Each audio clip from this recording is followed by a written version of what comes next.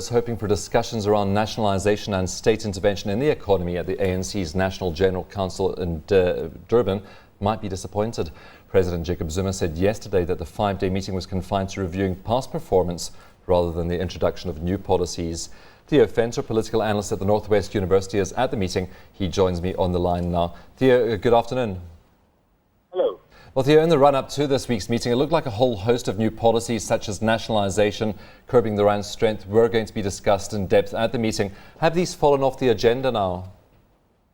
Well, not really. I think the expectations that it would be discussed is a little bit stifled in terms of the normal procedures that are being followed. I mean, after yesterday, the whole conference has broken up in a number of commissions, about 8 of them. And they are discussing today in closed sessions things such as political organization, the strategy and tactics document, organizational renewal, and gender issues. So the issue of nationalization will only be discussed in commission tomorrow, and then only by one of the commissions. So I think in terms of the whole climate that was created, that nationalization will be the overarching issue, that's not at all the case. What's the mood at the meeting? Because certainly some members of the ANC wanted to use this forum to push forward their issues such as nationalisation. And of course the alliance partners might also be keen to take that debate a little bit further. Yeah, I think there was a lot of hype before the conference, and I think it has to do with what we all think, and that is the leadership issues in 2 years' time. And I think Zuma's speech yesterday kind of brought back sanity in terms of the whole organizational direction that the ANC is moving in. This morning, I was attending a breakfast, and there, Montage was cynical about nationalization. I mean, he didn't project it as an issue at all. As a matter of fact, he said that the problem with nationalization is not the process per se, the issue of nationalization. It is what is it that you want to achieve with it. If you want to achieve job creation, employment, decline in poverty, then that's one issue. But if you only want to chase nationalization for the sake of nationalization, it's not at all being considered by the ANC. Mm-hmm. Of course, Rob Davies was also speaking this morning, and of course we know that jobs are at the forefront of this conference as well, and job creation. And of course then we have the industrial policy plan that was unveiled by Rob Davies earlier this year. What did he have to say about job creation and how we can obtain it? Because we had ministers earlier this week and last week saying we need 7% growth in the economy if we are going to create jobs.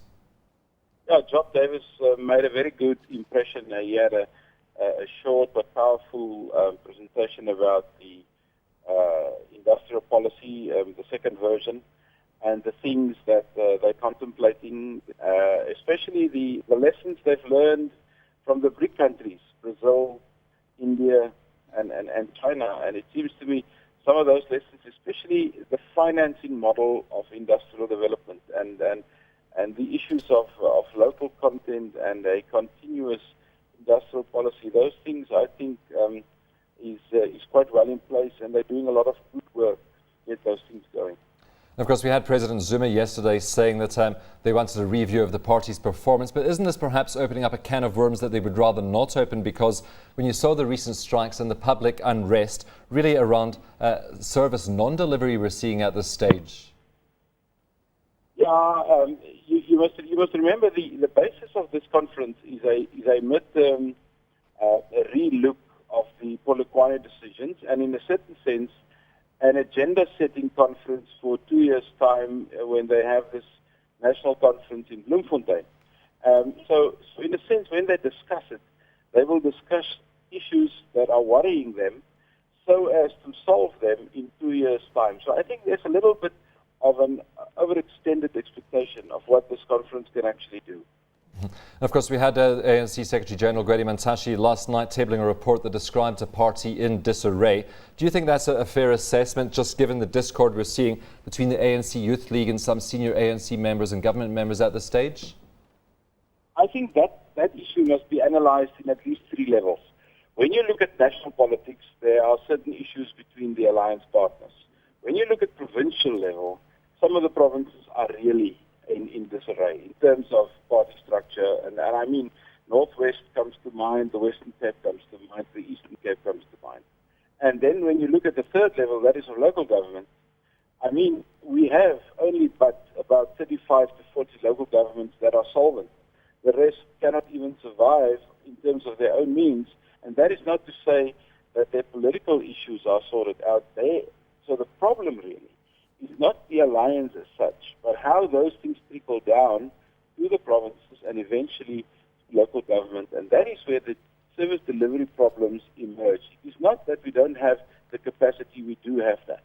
It is the fact that there is a crisis in terms of decision making, there is a crisis in terms of who gets what, when, and the people at the bottom line, the grassroots, are not getting the services that they actually need and that they deserve.